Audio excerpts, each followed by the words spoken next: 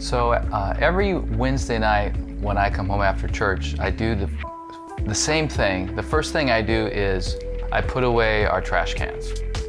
And so I was doing it the other night, and I was thinking about the verse in Philippians 3, verse 8, where Paul says that he counts everything as loss compared to the surpassing greatness of knowing Jesus Christ. We all know the verse, and if someone were to ask us, is your relationship with the Lord the most important thing in your life? All of us are going to give the pat answer, which is yes. But when you look at the life of Paul, I mean, this guy lived it out to a T. He says that everything, all things, he not only considered as lost, but he considered as rubbish, as trash, as garbage.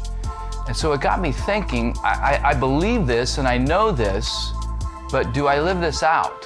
Or are there times in my life where there's other things, those other things that are supposed to be far less of importance in my life as compared to knowing Jesus Christ?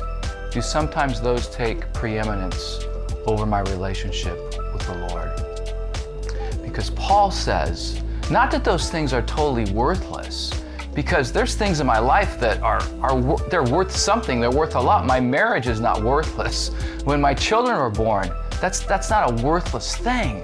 But when you compare those things to knowing Jesus, they really are. They don't even compare. There's no comparison. And yet sometimes we can fall into that season of life where maybe something, whatever it is, a relationship, whether it's a career, whatever it is, it can take a greater value than knowing Jesus. Paul would say the purpose of life for every human being is to know Jesus. And it's true, but let's make sure that we're living that out and that it's evident to those around us that, hey, when you look at the life of Darrell or whoever, they're seeing that daily represented.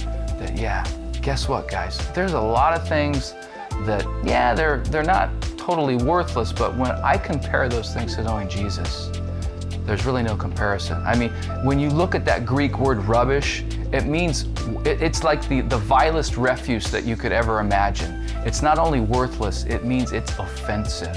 That's the strong language that Paul was using here. So let's remember that as we're walking with the Lord and we're serving the Lord, that nothing compares to knowing Jesus Christ. God bless you.